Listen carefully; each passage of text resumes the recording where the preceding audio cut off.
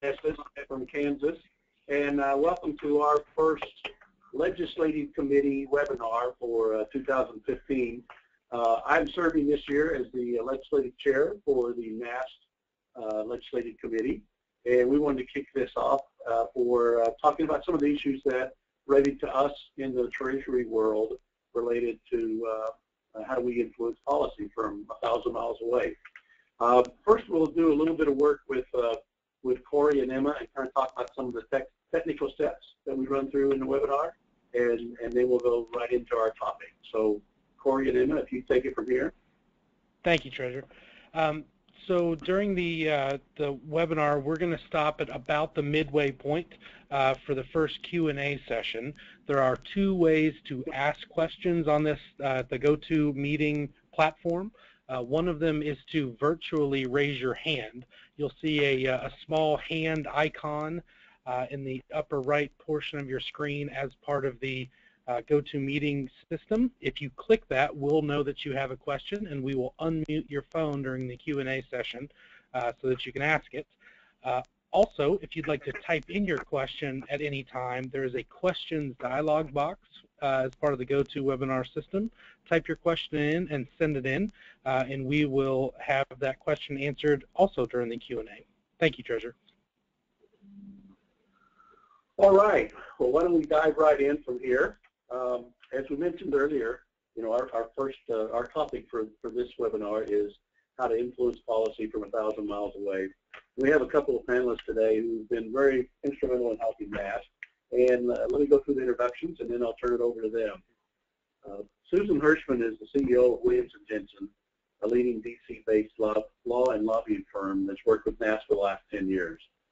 Susan joined the firm in 2002, following a distinguished career in public service. She leads a team of nearly 50 professionals, including 25 lobbyists. While working on Capitol Hill, she is named one of the 100 most highly regarded staffers, and Washingtonian magazine listed her as one of the 100 most powerful women in Washington.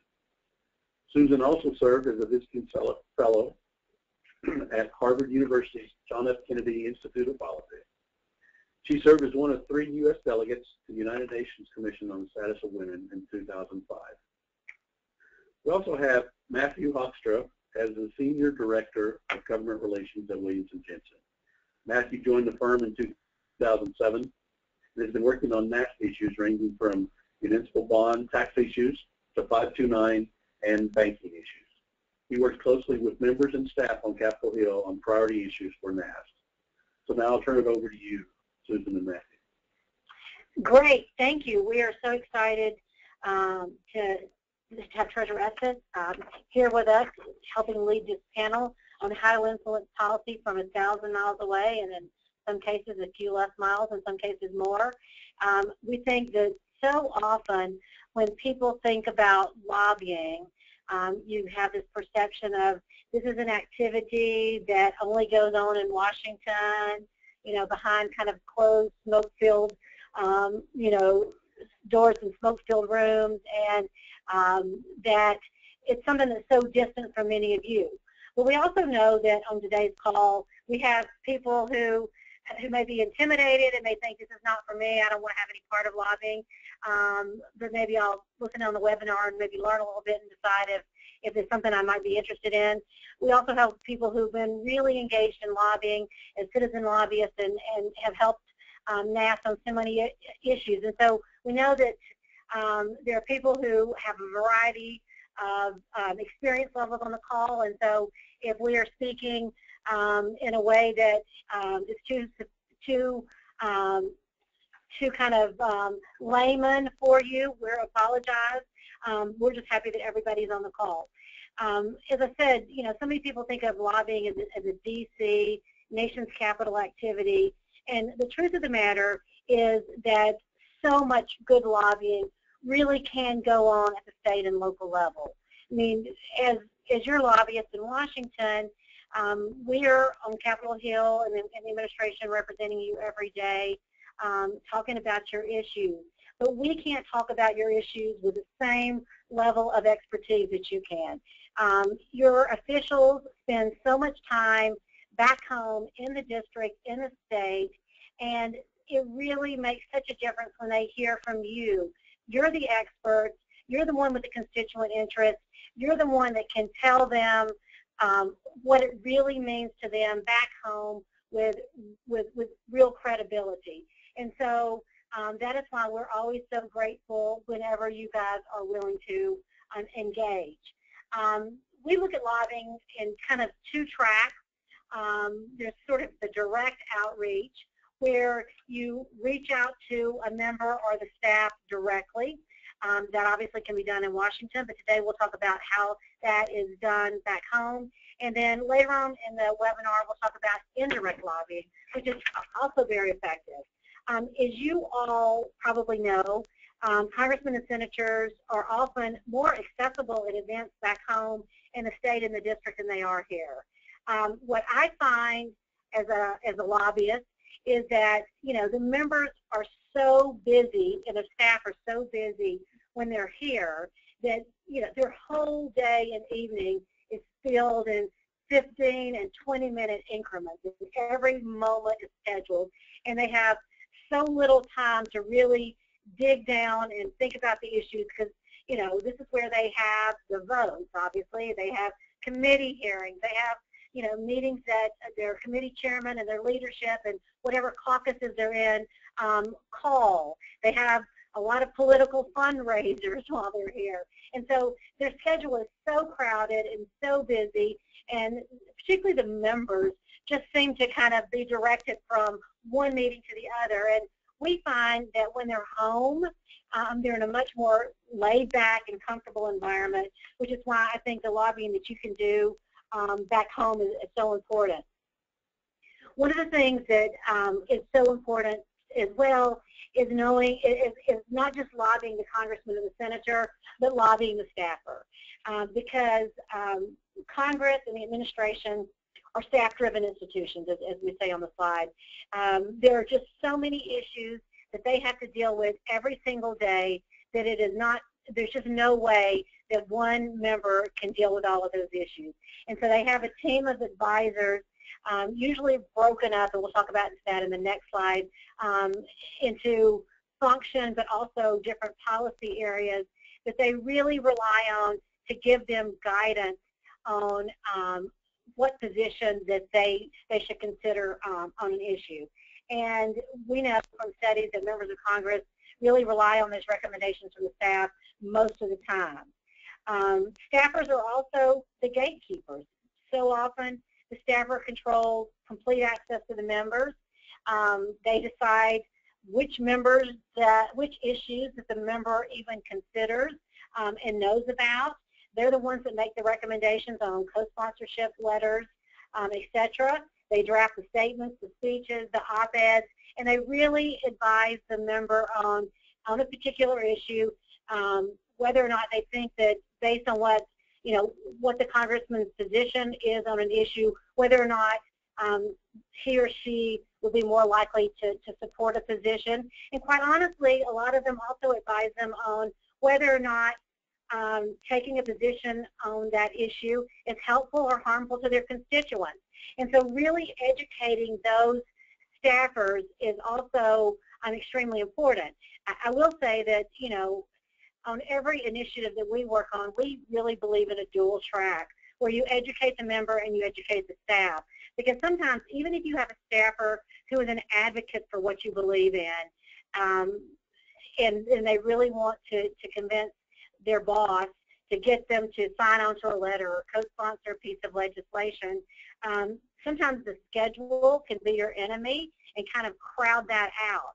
And, because the member is so busy, the staff also compete for that member's time and attention, which means your issue is competing against a lot of other issues for that time and attention. And if you can raise this issue back home with a member and get it, you kind of bump that issue up so that it gets to the top of the list a lot faster, because when a member is asking about an issue, obviously it makes it straight to the top.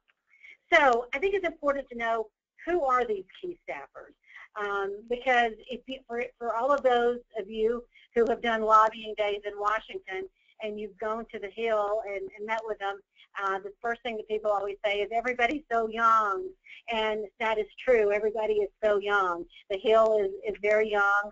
The staffers there are quite young, but that should not, that does not mean that they are not the key advisors on your issue. So just because they're young does not mean that they will be giving, they will indeed be giving really important advice to their boss on your issue.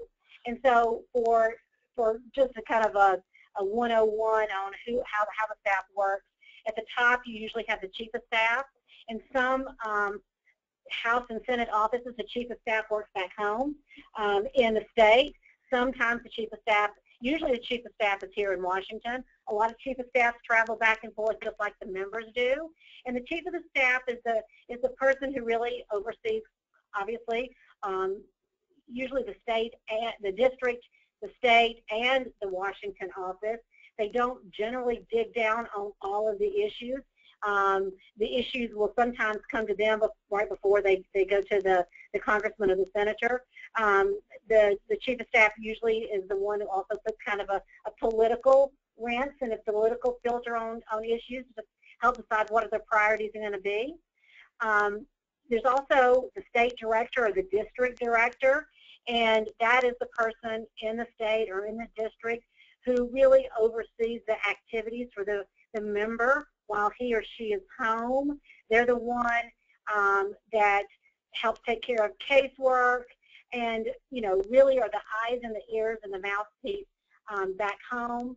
They're the ones that are telling the member what people back home are saying and sending feedback up. In the Washington Capitol Hill office, there's usually a legislative director. That legislative director is the person who oversees all of the legislative staff. Different offices have different degrees of, you know, how active the legislative director will be. Some offices, the legislative director is the de facto legislative director plus legislative lead on every issue.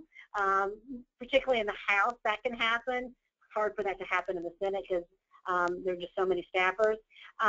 But in most cases, the legislative director then oversees what's called a legislative assistant, or sometimes they call it a policy advisor, and those legislative assistants cover particular policy areas. So, for example, when we're talking muni bond tax exemption, that's obviously a tax issue, and so you would go to the legislative assistant who handles the tax issue. And then beneath that are the legislative correspondents who help write the letters back to constituents and do research and help out the legislative assistants. In all offices, there are staff assistants. Those are the people that usually answer the phone. And, you know, one of the things that you learn very quickly in Washington is to be nice to everyone. Even if you think that the person cannot be helpful to you and that you should brush them off, that is a huge mistake. As someone who's now been in this town for longer than I care to admit, I find myself on a very frequent basis lobbying former interns of mine and hoping to goodness that I was nice to them and respectful, because now I'm going in saying, will you please consider my client's position on this issue? And that kind of, you know, brings up the next point.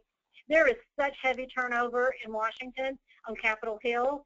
The Congressional Institute, I think, was the one who did the study of it asked a lot of questions about how people feel about their jobs on Capitol Hill. Two-thirds of DC staff, of DC staff say that they are likely to look for a job outside their current office in the next 12 months.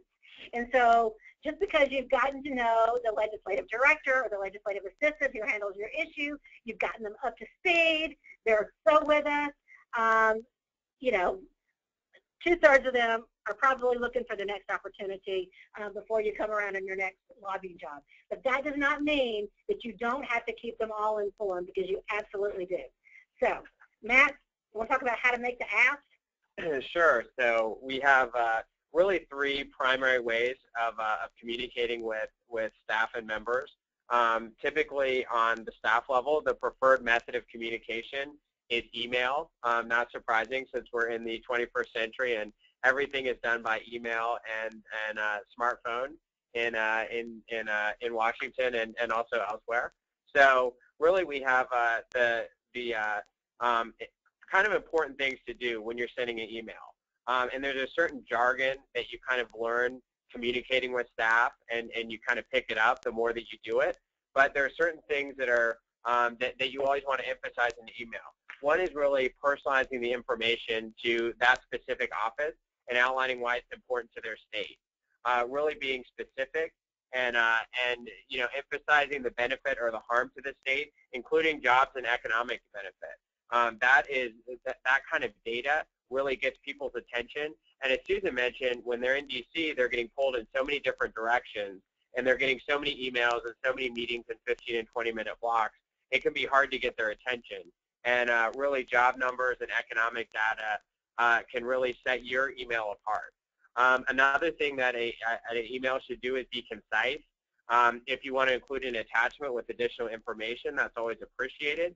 But really, the body of the email should be as concise as possible. And you should clearly define what you're asking for. If staff is sitting there and they're opening one of 1,000+ emails that they get in that given day, and they see 4 paragraphs and they scan through it and they don't see a clear ask, they're probably going to not respond to the email at all. Or if they do respond, it'll probably be a pretty simple thanks for sending this along, and maybe no follow-up. So it is really important to clearly define what you're wanting staff to do. Sign this letter, co-sponsor this bill, talk to your leadership, talk to your committee chairman, and advocate for our position on a certain issue. Those are all real asks and tangible things, and really requesting that they respond by a certain date. Sometimes these emails get lost, and sometimes you'll send an email and you won't get a response right away, but then you can follow up. Don't be discouraged if you don't get a response right away. Follow up to the staff. Say, hey, I just wanted to follow up. I wanted to have an opportunity to chat with you about this particular issue, and giving them a certain date to respond to, not tomorrow, not the end of the week necessarily, but give them a little bit of lead time and give them a chance to respond, and then follow up with them. That can be helpful as well. We'll talk about this a little bit on the next slide, but really the importance of repetition and follow-up cannot be emphasized enough, especially when you're talking about email. Because staff is not going to immediately open and respond to every email they get. They can forget about it. It can get lost, and it's important to follow up. Another method of communication, the phone call. Having script and talking points prepared in advance is important if you're engaging in advocacy by phone. It can be hard. You might end up talking to one staffer for 2 or 3 minutes, and then they say, oh, wait, I'm not the right person. You should be talking to so-and-so, and you might get thrown to another staffer. So really having some script and talking points in advance that emphasize the same things that we're going to emphasize in an email. The state data. When we're talking about municipal bonds, for example, and you're emailing with or having a phone call with the staffer for an Ohio member, you might start out by saying, in 2013, there were over $11 billion in projects that were made possible by tax-exempt bonds. That goes back to the data, the jobs, being specific, and we'll talk a little bit more about that in our case study later as well. Another thing you can do is you can offer to meet with staff in the district or state. For Senate offices, there's typically a state director, and then there are also various offices throughout the state, usually in the population centers in the capital, where you can go in and sometimes be available to go do a meeting. So if you live near your senator's state office or district or your congressman's district office, it can be a good opportunity to go in where things are a little calmer, the pace is a little slower than DC, and have a really good meeting and have a chance to go in and present them with materials. The next thing we're going to talk about is the importance of staying in touch and being a resource. A challenge that we confront every day, or almost every day as lobbyists, and a challenge that citizen advocates really end up facing very often is they send an email and don't get a response right away, or place a phone call, leave a message, and don't get a response. What can be really important is not really, just forwarding the email back to staff and sending it to them 3 or 4 times until they respond, but really looking for an opportunity to follow up and say, hey, I wanted to follow up to the previous email I sent you and let you know that this thing happened in the district or in the state. Not sure that you saw this press release, or maybe you saw this news story or this press clip from back home. That can be a good opportunity to follow up, to not embarrass them and not call them out for not responding to your first email, but presenting them some additional information. One thing that's really good is providing helpful data and information on the topic and volunteering to do research for them. These staff are typically overburdened and overtaxed, and there are so many issues brought to them that they often don't have time to focus on one particular issue. So if you or your staff can kind of get together, look at an issue, provide your expertise, and make their job easier, then they're going to like emailing with you and having that interaction with you, and that can help you develop a strong relationship with them and developing that trust relationship. Also, keeping them updated on legislative developments. So, hey, I emailed you about this issue last month, and now I wanted to let you know that Congressman so-and-so or Senator so-and-so has introduced a bill on it, and that bill is titled this, and we'd love to have your consideration of that bill.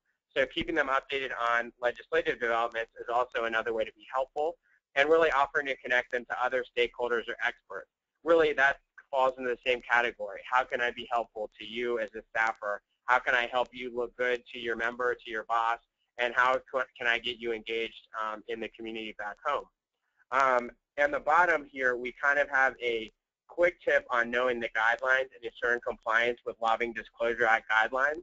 There's a link there that lays out pretty clearly what the requirements are for registering as a federal lobbyist. And we'll explain a little bit later why it's not going to be necessary for citizen lobbyists, citizen advocates to file as federal lobbyists. So we'll get into that a little bit later. So we thought that would be a good time to take a break and Treasurer Estes, see if we have any questions. Just if anybody that's on the call has a question, feel free to send those in. I should have said earlier that we can queue up the questions, so send them in at any time. We want to take a break here, and then we're going to do it again at the end to go through a couple of questions that we have. So feel free to send one in. You can type one in there from yourself and go from there. I guess one of the questions that we have right now is, what's the best way for somebody to figure out which staffer to email or call, and how do they make that determination? So I guess I'll take the first shot at it. Matt may have some other ideas on it. Number one, your NASS DC office is always an easy go-to resource. As we are Williams & Jensen, we always work with your NASS staff on that. So if you don't know, and sometimes it's tricky. For example, on 529 issues, some people think that's an education issue, but usually it's usually a tax issue, but it can be an education issue. And so, we can look at the issue and tell you which one it is. You can always call and go through the process of asking, the person who answers the phone. But we can usually give you some quick guidance. Us working with NASS can give you a quick answer on that, so that you don't have to go through that process of talking to 4 interns and then a staff assistant who talks to a legislative director and then can get you an answer. Another thing you can do if you want to do it yourself, and NASS and DC and Williams & Jensen are a great resource. If you want to do it yourself, you can also call, and there'll be a link later on for how to find your congressional office. But you can always call that main number, usually the 202 number, and all you have to do is really call, just say who you are and say, I'd like to know who the staffer is in your office that handles tax policy or handles education policy or handles infrastructure or handles banking and financial services issues. And they will give you the name of that staffer. And then there's a little cheat sheet that we have towards the end that tells you what a standard House and Senate email address is like. So once you have their name, you can get their email. You can figure out their email based on their name and what office they work in. Most offices are not at liberty to give out the direct line of that staffer, the direct phone line, or the email of that particular staffer you're calling about. So that can really come in handy. I'll tell you right now, I'll go over right now, but it'll be on one of the later slides. The standard house email address is the first name, a period, and then the last name, and then at mail.house.gov. So it's a pretty simple standard email. On the Senate side, it's the first name underscore the last name at the name of the senator .senate.gov. So it's a little bit of a different format, but it will also get you there. And sometimes, you know, somebody's a Steve and they go by Steven, and you might get a bounce back, but then you'll know, oh, if I type in Steven, that'll probably get me there on my second try. But I would say the easiest thing, if you want to bypass all that, is to reach out to NASDAP, and there's a contact at the end, or reach out to Williams & Jensen, and we can provide you a list of everybody in your delegation and their tax staffer or their banking staffer or their 529 education staffer. And I would just say Matt is 100% right. There are lots of easy numbers and email addresses that make it easy to reach out to people most of the time. Sometimes staffers will change their equation because they're tired of getting too many emails. I've got a friend who's the chief of staff, and he's changed his. And then there are also, you know, there's the Amy Smith problem where there is more than one, you know, Jane Doe on the Hill, and depending on the sensitivity of the email, you may not want to send, you know, a very explicit email, a very detailed email to the wrong Amy Smith. And so we're usually pretty cognizant of that as well.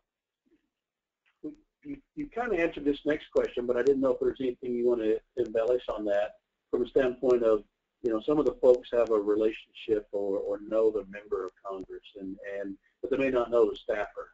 And you gave some things around how to track down particular staffers within their office. I didn't know if there's anything else from that standpoint of what they should contact or relate with the member versus a particular staffer. I think depending on, I'm a big believer in talking to both, the member and the staff. And I think it's really important.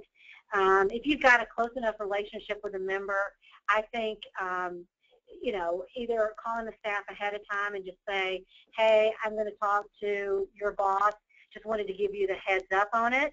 Or when you talk to the congressman or the senator, just say, and I'll follow up with your staff, or my staff will follow up with your staff. I just think it's good to connect both.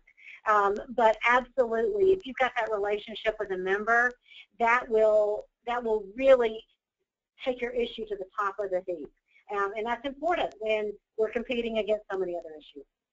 And that's exactly right. The other thing I would add to that, if you know perhaps a staffer, maybe you know the chief of staff and the member, but you don't know the particular tax policy staffer in the office, I would say don't be afraid to copy the chief of staff on the email, or send the chief of staff a separate email just giving them a heads up that you contacted their staff. Because sometimes the chief of staff or the legislative director can kind of connect the dots for the staff and say, hey, by the way, so-and-so is a good friend of the congressman, the congresswoman, or the senator, and that can help you get a more detailed and more prompt response sometimes. Or even, this person is a friend of mine, would you be willing to talk to him or her? Rather than just a cold call. That also can help. All right, let's go through one more of these questions. If somebody's followed through on this process and reached out with an email or a phone call, and you know, what's an appropriate time for them to wait if for some reason they haven't heard back before they follow up with additional contact? I would say the first thing I would consider in that is, how urgent is your issue? You know, how urgent is your deadline? If this is going to be voted on tomorrow, or if the letter is going to close tomorrow, or you're going to, you know, get ready to do a press release, I would not be at all shy about following up right away, and even going around and up and over to try to get an answer. If you're doing something that's not time sensitive, Matt, what would you say? I would say if it's not time sensitive, I mean, you can give them maybe, you know, 7 to 10 days, and then follow back up and just, you know, following up in a respectful way that maybe presents additional information on the topic, or looking for an opportunity through current events to follow up with them on something that's happening back in the state or district. But, you know, one thing with staff, as many emails as they get and as many directions that they're pulled in here, you know, like Susan said, you know, there's really, if it's an urgent issue, then they'll understand if you send them a second email and just say, hey, you know, by the way, this is really time sensitive. And we all understand that. They certainly understand that the schedule is not always laid out months in advance here, and sometimes issues come up unexpectedly or quickly, and your issue, you need to get your point across in a quick manner. So they're generally understanding of that. Especially if you do it respectfully. If you just say, hey, I am so sorry to continue to ping you on this, but I know you must, you know, if you do it respectfully, I know that you're getting so much, but this is time sensitive. And I don't overuse the time sensitive, but I have found when I send something and say, very sorry, but I'm time sensitive, you know, need a time sensitive response, that people tend to be respectful of that. All right, well, thank you. Why don't we go back to our material and continue to go through the slides that we have in our presentation. Feel free to continue to add questions to the queue, and then we'll have some period at the end as well. So. Okay. So now we're going to talk a little bit about indirect outreach. You know, we talked a lot about the direct outreach that goes on back home in the state or the district, but the indirect outreach, again, is sometimes even more important.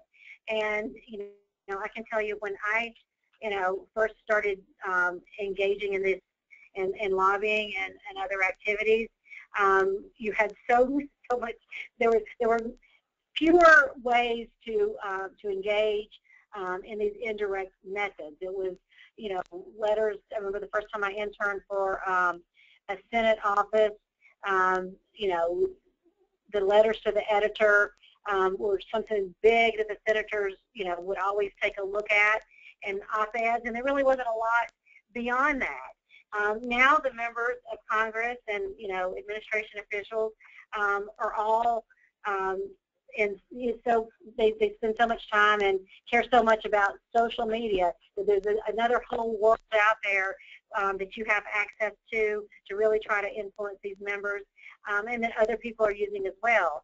I have also found, you know, as you look at these things, you know, whenever I read an article on a subject or an op-ed, blog pieces, I find that while these things look organic, rarely are they. They're generally pieces that other people, that someone has placed, but the members are really interested in. So some of these options for the indirect outreach are your traditional op-eds. And again, these are very effective in getting members' attention, particularly if there's a local angle to it. We really think it's important, and this is why we're always so grateful when a state treasurer will do a local op-ed, not just sign on to a national one that gets put in a local publication. Press releases, again, it's great to have the NAST or the CSPN press release, but it's also great to have a press release from the Kansas treasurer that goes out to the Kansas media. The blog pieces, we find that many of the elected officials really care more about what some of the some of the well-read with their core constituents blogs. They care more about what some of those blogs say than they do the, you know, the big newspapers or the nightly news or the local news channel, if those blogs have an adequate following. Other social media, and Matt will talk about some examples of this. I think NASA's done a great job tweeting articles out, tweeting pieces, not articles, but tweeting pieces out. Matt reminds us that a good tip, if you're doing a tweet, is tweet at your member of Congress so that message shows up at their feed and it will be read by their staff.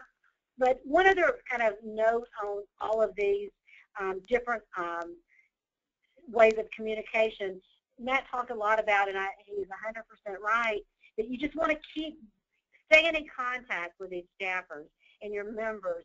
And whether it's the op-ed or the social media pieces or the blogs or the press releases, these are a great opportunity to just forward those to the staffers, just to remind them that you're a resource and give them a reminder that you're out there and that your constituents care about these issues. Matt, you want to talk about some examples? Sure. So we have some examples, and the first kind of set of examples is from the muni bond tax exemption. So these are kind of some effective, indirect lobbying techniques, indirect advocacy.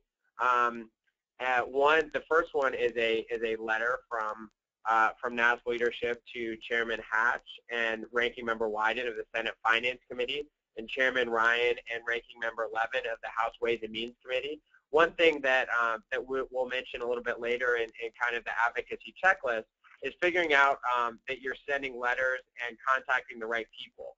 And in this case, on this issue, the right people for writing a letter and organizing a letter like this happen to be the chairman and ranking member of the House and Senate tax writing committees. So basically, one thing that you can do building on this communication is you can then take that letter that was sent by NAS leadership, take a PDF copy of that letter, and then send it to the staffer that you've been emailing with, or give it to the member of Congress that you've been talking to back home. And then that serves an effective reminder, hey, it's not just me saying it, we're all saying this, we're all emphasizing the need for this. And then hopefully you can bring it back home and back again to the impact in the state and in the district on jobs and the local benefit or harm of a policy being considered. Another thing we have on here is an op-ed written by Treasurer Lillard and Treasurer McIntyre. It was published in The Hill, which is a publication that's widely read by staffers. But that's an op-ed about the need for tax-exempt muni bonds that we sent to a lot of offices that we've been talking to as a way of, let's follow up on this. Here, not sure if you saw this op-ed that was published in The Hill this morning, but thought you would be interested in it. We have a tweet because we don't want to forget about social media. Congressman Randy Hultgren spoke at the NAS Legislative Conference in D.C. this year, and that's just a tweet from the NAS account at State Treasurers. As you can see with the tip, they tweeted at Rep. Hultgren, so he certainly saw this tweet and probably liked it. And then we also used some of the hashtags that were being used associated with the legislative conference. And then we also have a press release that was issued in 2014 about concerns over the tax reform proposal that was put out last year by then former Chairman Camp. And that just it's a press release that emphasizes some of the concerns that the treasurers had about the impact on the municipal bond tax exemption. And again, that was a good way to take that press release, flip it, and follow up with members of Congress and staff that we had been talking to. It's really important with these examples and with other examples that aren't on here to really tailor your message. One thing that in the muni bond sphere that we're always mindful of, when you're communicating with Republican members, you're typically going to be talking in slightly different language and making slightly different arguments. So you might say capping or eliminating the tax exclusion will increase finance costs, which will result in higher taxes at the state and local level. When you're talking to Democratic members, you might emphasize some of the other aspects like the importance of infrastructure, which is a priority of the Obama administration and many Democrats in the House and Senate. So really there's an opportunity there to hone the message, and that's where NAS staff and DC staff is very effective in helping you with that outreach.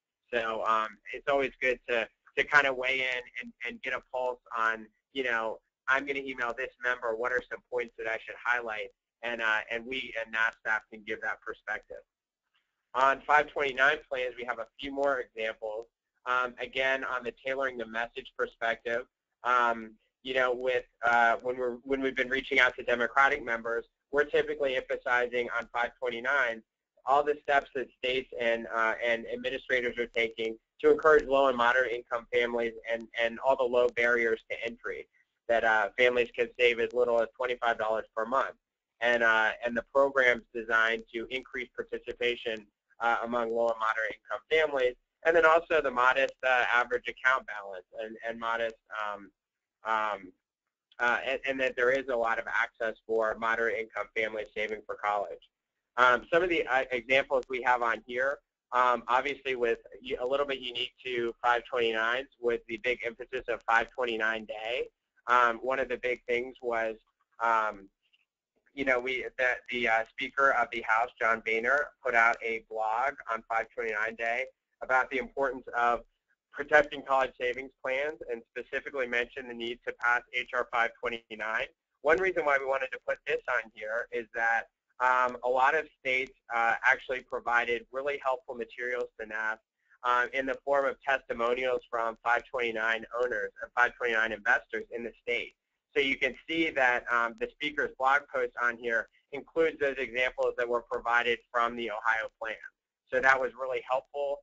It was a good way to engage with staff because we gave them helpful information, which was one of the tips that we talked about before. And then they put that on a blog release that went out on 529 day. Other things on here, a tweet from Speaker Boehner that was actually, he tweeted at Betty K. Lochner, which is neat. And as you can see, he's linking to a op-ed that was published in The Hill about a bill from Treasurers Jenkins and Kine, H.R. 529, and the importance of that. And then we have the actual op-ed in The Hill, authored by Betty Lochner, Following Your College Savings Intuition. And then we have an example here of an email that went out on behalf of the Iowa 529 plans to a Senate office there, encouraging them to be a co-sponsor on S335, which is the Senate companion bill to the HR 529 bill. So that's a really good email because it starts off by laying out the issue, talking about the Iowa 529 plan specifically and how much assets under management they have, and then tying it into a very brief description of what the bill actually does, which is much appreciated by staff because they don't have time to read every bill that is flagged for them. So now Susan is going to talk a little bit about a case study that we prepared here. Yeah, I think it's helpful. I mean, given that muni bond tax exemption is so important to us, to kind of talk a little bit about a case study of what we have been doing, what we need to do more of, you know, how we'd love to work with you guys to do more on that issue because, I mean, it is a real threat. I mean, as you know, late as yesterday, as late as yesterday, you know, we keep hearing rumors. Everybody's trying to figure out how do you pay for a highway bill, and pay for means how do you take revenue from somebody else, and the muni bond tax exemption is a big pot of revenue, and so it's always going to be on the table if people are looking for a big chunk of revenue as a pay for. So the first thing you do, you know, the first thing we do when we're working on issues is figure out, you know, is there a clear and immediate threat? And I would think on this issue, sadly, there is a clear threat. I'm not sure at this point if there's an immediate threat. As long as they're looking for kind of a big deal on a tax measure, it could be immediate. I'm not saying it is right now, but it could turn into an immediate threat.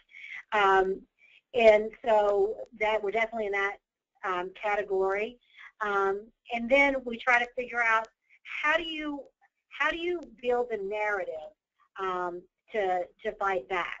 And as Matt said, you know, some of the arguments may vary a little bit. The policy doesn't, but some of the arguments may vary a little bit depending on your audience. But not all members on a legislative battle like this are equally important to your issue. If there's an issue like a deal that may be cut on this, obviously the members who are in the room are the most important because at the end of the day, they're the ones that are going to be deciding this is a pay for, this is not a pay for. So at that point when a deal is being cut, you know, your leadership, your you know, John Boehner, Mitch McConnell, Harry Reid, Chuck Schumer, Nancy Pelosi, depending on if it's a bipartisan or a partisan deal, and most deals are bipartisan. They're the most important. And if you are in one of those states where you've got a leadership person, a high-level leadership person, your advocacy will be really, really needed at that moment. Hopefully that will not be the first time you've engaged, because it won't be quite as effective as if you're coming in at the last minute.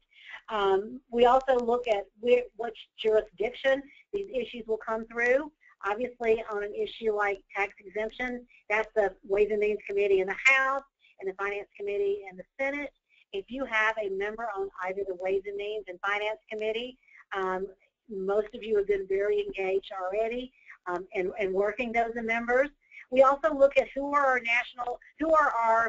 our champions and advocates on the outside, and that we can form coalitions with, former treasurers, mayors, governors, that sort of thing. But I think also important is developing that right narrative. And you know, we can do the lobbying, we can give them the technical, we can give them the political reasons, we can take everything you've done and make sure that they see it. But I think the role that you all can uniquely play, and the role that the treasurers so uniquely play, is come in and say, here's how that would work out for you with your constituents in your state. Treasurer, you know, I know, for example, in the 529 issue, when you went in and lobbied with us, particularly with some of the very sophisticated leadership staff, they said that this was the best meeting we've had, because he explained this in a way that we really hadn't heard from anybody else, of like what these very specific proposals meant to our state. But on, for example, muni bonds, I mean, you've talked about issues, and you want to talk about that a little bit and give them some advice? Yeah, we talked a little bit. One of the things we're going to look at from a legislative committee standpoint that we haven't done enough of yet is making sure that we show some specific things that are connecting to each of the senators or Congress folks, members, that are in their particular state or in their particular district. And we were talking a little bit about some of the things that we've done this morning. We were talking, you know, from a Kansas perspective, we remodeled our state house, and we issued bonds for that. We're right in the middle of a federal project to put in a new national biological and agricultural facility, which is a federal project, but the state's helping pay some of that, and we're using municipal bonds to help that. So there's a lot of things that we need to increase that visibility of how the muni bonds help impact them. No, that's exactly right. And putting that local education level on it, I think is so terribly important. You know, and we're going to move on quickly because we want to leave time for questions. But we want to work with you on the emails and the phone calls, and, you know, work with you guys to help us continue to build champions. You know, we know for all these issues there are working groups, and we can tell you, you know, which of the members are on the working groups, and we try to specifically put more emphasis on them as well. And we'll continue to work with you on all the other items that we've talked about. We would probably, I think our last slide, and then would be happy to do questions, is kind of the do's and don'ts. So Matt, I'll start with the do's. You want to, Matt, start with the don'ts? Okay, we'll start with we'll end positive. Yeah, well, so we'll start with the don'ts. So, you know, one of the things, don't expect them to always agree with you 100% of the time. Sometimes, because of political reasons or because of other outside pressures, a member of Congress is not going to agree with your particular position and the position you're advocating for. Don't get discouraged. There'll be other issues for you to talk about and find common ground on. Don't be overly aggressive with the staff. That comes in terms of following up, in terms of, you know, don't put them in a corner. You know, don't make them feel like if they don't do something, you know, you're going to go to another one of their staff members and complain about them. You know, try to build that positive relationship.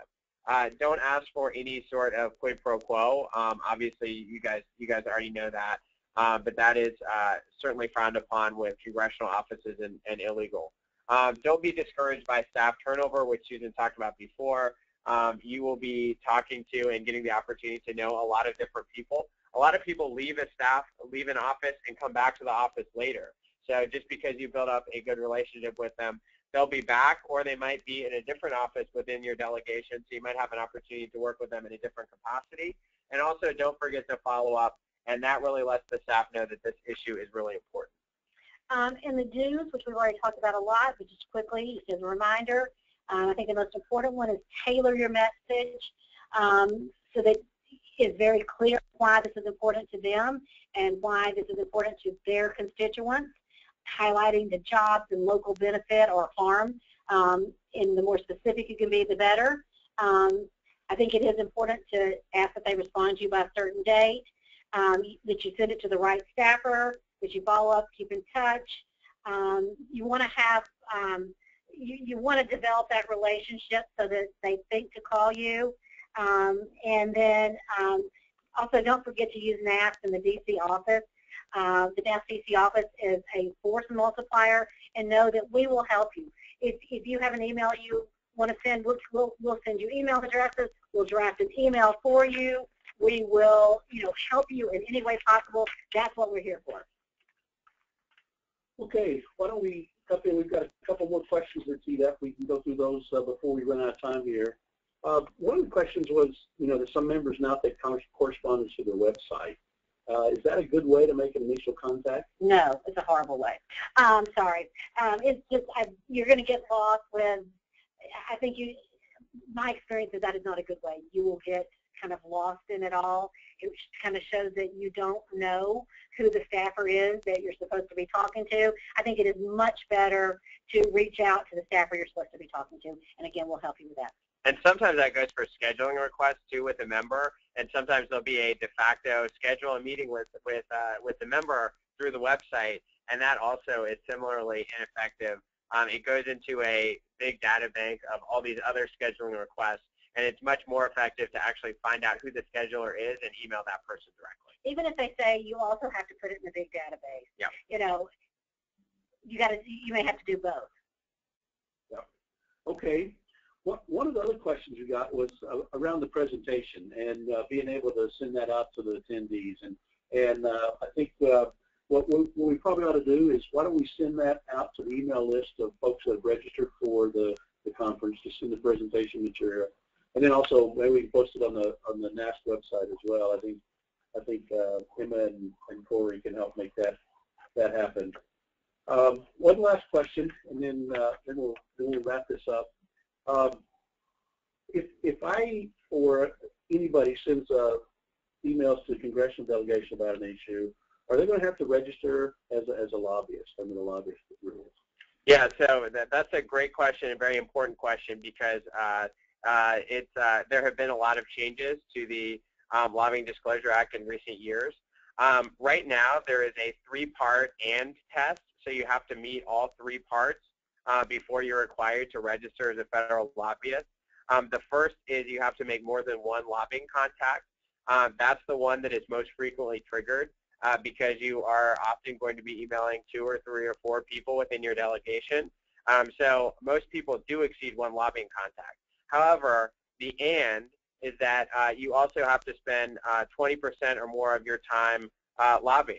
And that's a threshold that is pretty high when you think about it. If you are a citizen lobbyist and that's not your full-time job, very, very, very few people spend 20% of their time lobbying.